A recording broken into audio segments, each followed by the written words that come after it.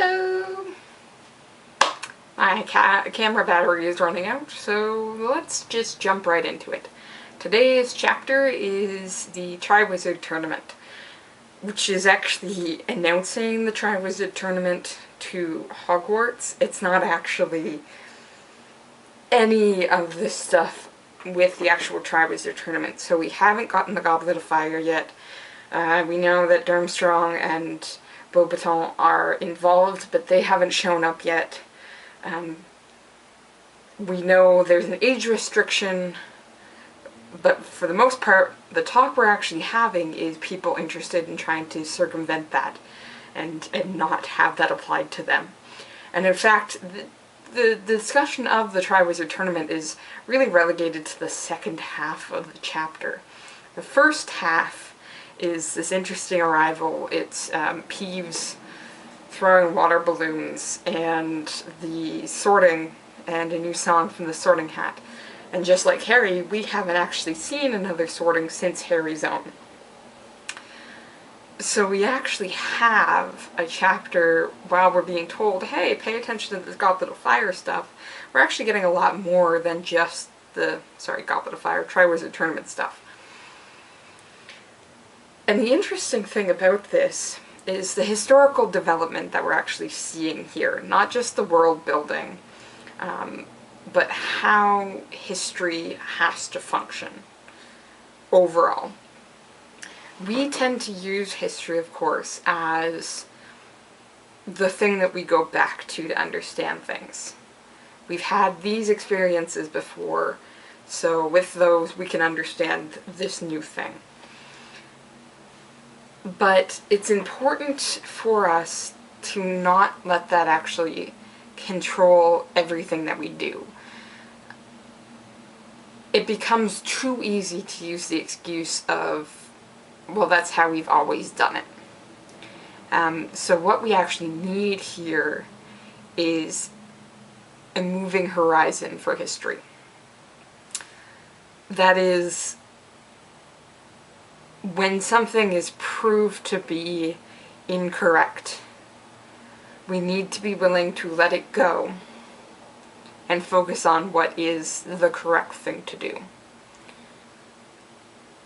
Which is super interesting, because what we're actually seeing here is the Triwizard Tournament having been let go and now being brought up again. There are some changes, of course. It seems that previously there wasn't this age restriction, and just anyone was allowed to enter. And it also seems that these tasks were supposedly more dangerous than what we're going to see. Frankly, I don't think using dragons at all seems like a not dangerous task. But we have some sense of historical development about this thing, including the fact that it was then set aside and rejected and said that is too dangerous for us to continue to do. But now it's being brought back, and again, there's some proof that there were points in time before this that they also tried to bring this Triwizard Tournament back, and this time we've effectively done it. Possibly because this is the era of peace that everybody's been looking for. We had Grindelwald, and then we had Voldemort, so now we've got this area of peace that certain people are aware is not actually that peaceful. But for the wider wizarding world, probably seems a little more peaceful. But that could also, again, be looking too historically short-sighted. In fact, we could be looking at many more generations before this point that this was actually stopped. And it's interesting because this historical development is being played off of the Sorting Hat and Hogwarts development. So we get, of course, the song from the Sorting Hat. This one, interestingly enough, mentioning the main areas where the four founders were from. Side note, Slytherin is noted as being from the Fen, and the Fen is historically known for being that place where monsters dwell. Grendel and his mother from the epic tale of Beowulf were both known for having been from the Fen. And that's just one example of what we actually tend to put in those edge areas. It's the map that you can't draw. So the fact that, again, Slytherin is coming from there. But the additional thing to note, most interestingly, with Beowulf, as the example I provided, is generally we think of the Fen as the otherness, and the Fen thinks of us as the otherness. So it's sort of an interesting comparison to see that Slytherin is from the Fen. But can we, again, to bring this back to the historical development, can we just say, okay, he's from the Fen, and that's it. That is all that it is, and Slytherin is dark. Because historically they have had dark wizards and witches. The Sorting Hat really isn't letting us do this. The Sorting Hat directly points out the fact that it is not darkness that Slytherin is known for. It is ambition, and he does say that Slytherin tended to be power-focused. The thing is, Dumbledore is always noted as being a very powerful wizard, and the person that Voldemort is scared of. So why is it that with Dumbledore, power is good, and with the Slytherins, power is bad?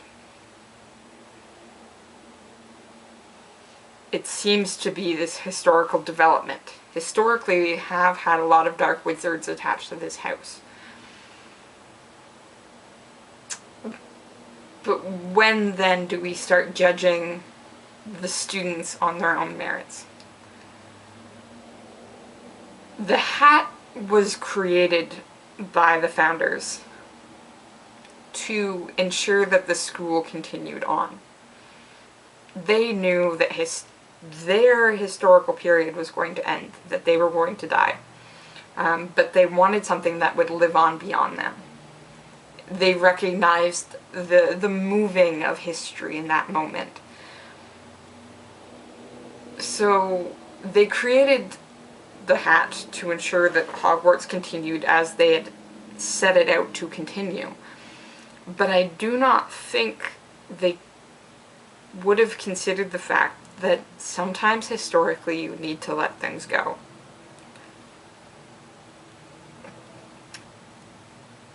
Because, most notably with the Slytherins, we are looking at what could turn out to be a self-fulfilling prophecy. If you assume that all Slytherins are going to be dark, and you treat them that way,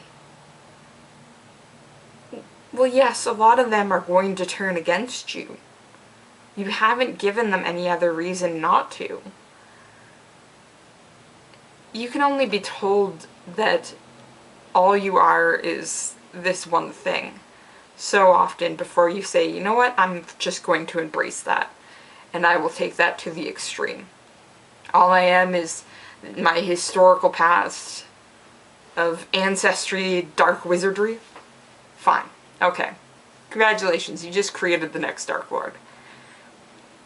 You have to be willing to let some of this go, or it will deeply endanger you, which is exactly why we're getting this alongside the Triwizard Tournament.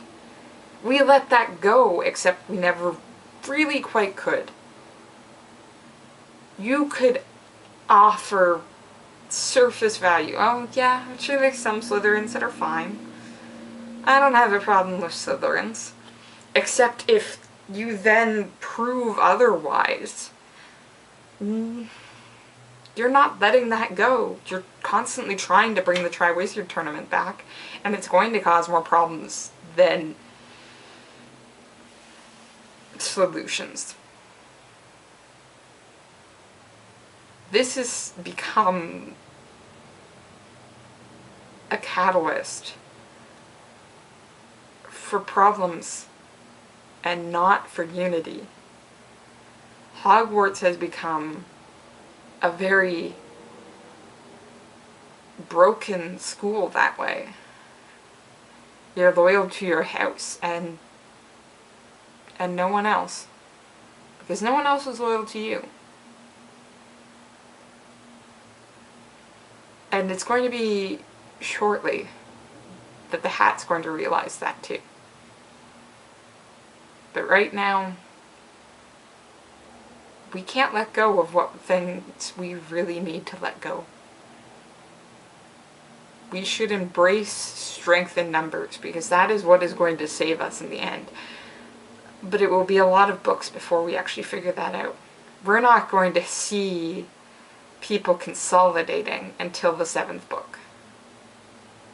Not en masse. We'll get hints of it with Dumbledore's army.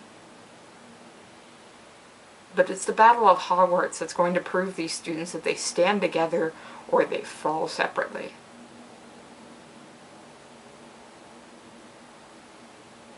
That's the odd thing about the Triwizard Tournament, is a champion is not what we need right now. We need a leader, and we need people willing to follow. One wizard is not going to be enough to end this. Even Voldemort has his followers. And we're going to have to start taking them out.